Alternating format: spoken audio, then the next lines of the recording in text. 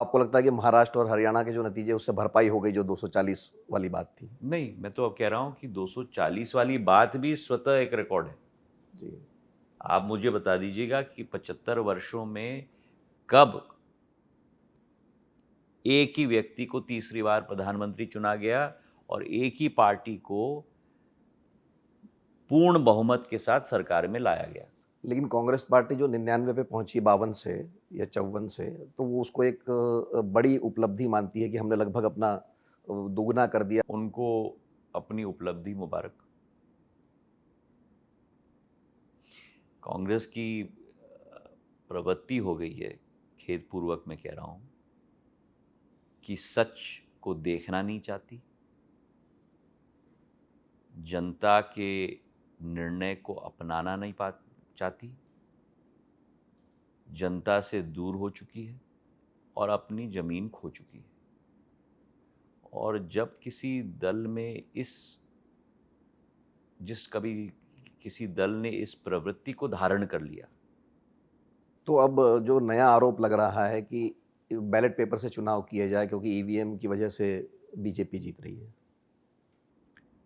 अब देखिए, मैं जीतूं तो सब कुछ ठीक है और मैं हारूं तो मेरी गलती नहीं है, मशीन की गलती है। अब ऐसे खिलाड़ी को आप क्या कहोगे? जो देश की जनता ने निर्णय लेके आपको आउट कह दिया, लेकिन आप पिच पे ही रहना चाहते हो और आप कहते हो कि बॉल में कोई खराबी है। तो मध्य प्रदेश में भी एक उपचुनाव हुआ, जैसे महाराष्ट्र और हरियाणा में हुआ, 2 सीटों पर चुनाव था। एक सीट पर जो आपके क्षेत्र के करीब है, आपके ही इलाके के, विजयपुर में भारतीय जनता पार्टी हार गई। तो ये क्यों हुआ ऐसा आपको लगता है? क्योंकि सरकार है। नहीं, देखिए, हमारे सभी कार्यकर्ताओं ने बहुत मेहनत की। पूरी भारतीय जनता पार्टी ने अ, एक होकर चुनाव लड़ी और हमारे वोटों में भी बहुत इजाफा आया है।